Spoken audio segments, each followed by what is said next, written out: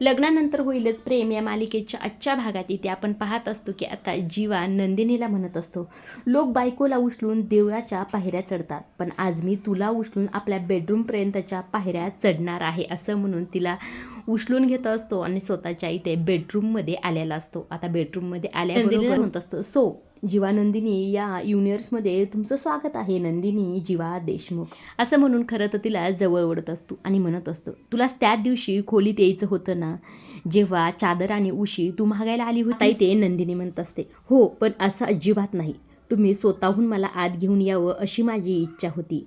खरं सांगू का तुम्हाला जीवा, त्या दिवशी मला तुम्हाला कडकडून मिठी मारायची होती, तुम्हाला सॉरी म्हणायचं होतं, तुमच्या खुशीत शिरून मला मोकळेपणाने रडायचं होतं, पण काय आपण ही चौकट ओलांडलीच नाही. नंदिनीचं हे बोलणं ऐकून जीवा तिला परत आणखी जवळ ओढतो आणि म्हणत असतो, मग ते तेव्हा जमलं नाही ते आत्ता जमूया की.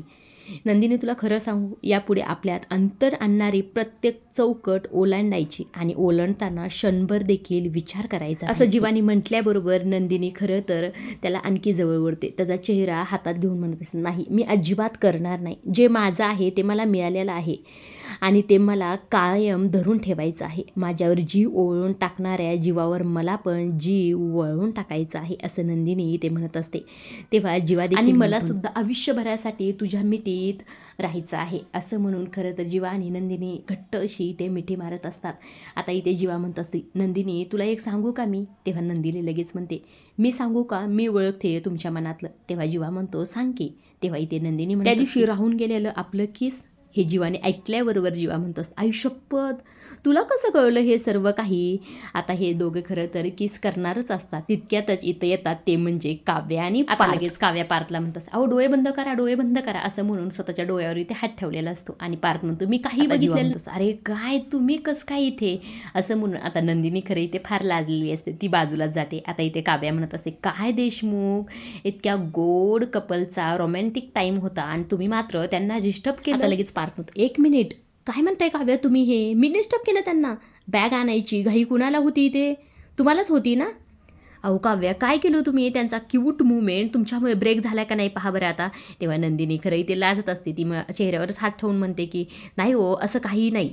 तेव्हा इथे खरं पार्थ म्हणत असतो, बरं बरं ठीक आहे, हे सर्व काही जाऊ द्या, पण आता आपल्यामधलं सगळ्यांचं सगळं काही मिटलेलं आहे, त्यामुळे आपापल्या बायकासोबत आपापल्या खोलीत राहूया ना आता असं म्हटल्याबरोबर जीवा म्हणतो, येस असं म्हणून खरं तर दोघी एका सुरात आपल्या आपल्या खोलीत जाऊया जाऊया असं म्हणून खरं इथे डान्स करत असतात. आणि ते नंदिनी आणि काव्या खरं त्यांच्याकडे पाहत असतात की हे काय बालिशपणासारखं करत आहेत. आता इकडे दुसऱ्या बाजूला वसू आता रम्याला असं काहीतरी बोलणार असते, त्यामुळे इथे रम्या वसूचा गळा दाबणार असते. आता ती नेमकं काय बोलते हे तर आपण पाहणारच आहोत. आता इथे वसू म्हणते की झालं ना, मिटलं ना काव्या आणि पार्थमधलं भांडण, हे मला माहीतच होतं रम्या, दिवस संपता संपता त्या दोघांमधली भांडणं नक्कीच मिटणार. तू कितीही माइंड्स गेम खेळ रम्या, पण मात्र त्याचा काही उपयोग होणार नाही, कारण त्या दोघांचं एकमेकावर अतोनात प्रेम आहे रम्या. अगं नशिबाचे सगळे वारे तारे पसारे पार करत करत पार्थ आणि काव्या आणि जीवा आणि नंदिनी यांचं नातं आता अशा ठिकाणी पोहोचलंय ना रम्या की त्यांना एकमेकापासून शक्यच नाही असं इथे वसू म्हणत असते. रम्या मात्र इथे उभा राहूनच हे सर्व काही शांततेत ऐकत असते. आता ती वसू असं देखील इथे म्हणत असते की मला नाही वाटत की आता त्यांच्या प्रेमाचा गळा कोणी दाबू शकेल. हे म्हटल्याबरोबर खरं रम्या इथे वसूचा जोरात इथे गळा दाबत असते. वसूला मात्र इथे फार त्रास होत असतो, मात्र रम्या तिचा गळा काही इथे सोडत नसते. त्रास होतोय तुला, त्रास होतोय रम्या म्हणत असते, मात्र तिच्या गळ्यावरचा हात काय ती सोडत नसते.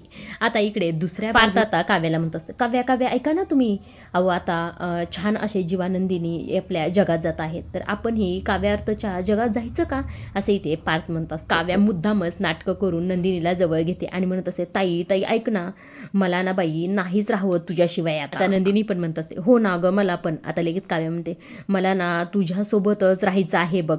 आता इथे नंदिनी म्हणते, हो हो मलाही तुझ्यासोबतच राहायचं आहे. तेव्हा जीवा इथे म्हणते, काय काय काय युटर्न घेतेस आता लगेच, आता इथे नंदिनी म्हणते काय युटर्न काय, तेव्हा इथे जीवा अगं आताच तर तुला माझ्याबरोबर असं म्हणता क्षणी आता लगेच काव्याने जीवाचं हे बोलणं थांबवलेलं असतं आणि म्हणत माझ्यासोबत काय, बोल जीवा बोल बोल, मी आता सांगते तुला, माझ्या ताईला अजिबातच इथे फोर्स करायचा नाहीस बघ. खरं तरी इथे काव्या आणि नंदिनी मुद्दाम जीवा आणि पारची खेचत असते. आता इथे पार्थ म्हणतो ओ काव्या काय मध्येच काय रिव्हर्स गेअर वगैरे टाकला आहे तुम्ही. आता जीवा म्हणतो बघ की रे इथे लोक kiss day, hug day, promise day साजरी करतात. आता लगेच पार्थ मग आपण काय भाऊबीज साजरी करायची. दोघांचं हे बोलणं ऐकून खरं काव्या आणि नंदिनी त्यांच्याकडे पाहतच असतात. आता इकडे दुसऱ्या बाजूला आता इथे वसू खरं तर कोपऱ्यामध्ये बसलेली असते. तिच्या समोर असते ती म्हणजे रम्या, मांडी घालूनच तिथे बसलेली असते.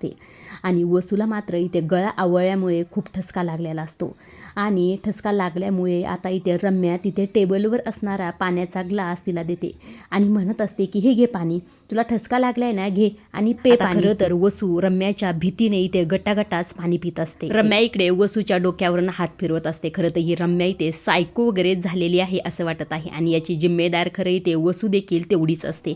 आजच्या पुरतं एवढंच. पुढील भागात आपण इथे पाहत खरं तर काव्या, पार्थ आणि जीवा नंदिनीला खूप मोठा धक्का बसणार असतो. आता सर्वच जण इथे सकाळी छान असे तयार होऊन हॉलमध्ये बसलेले असतात.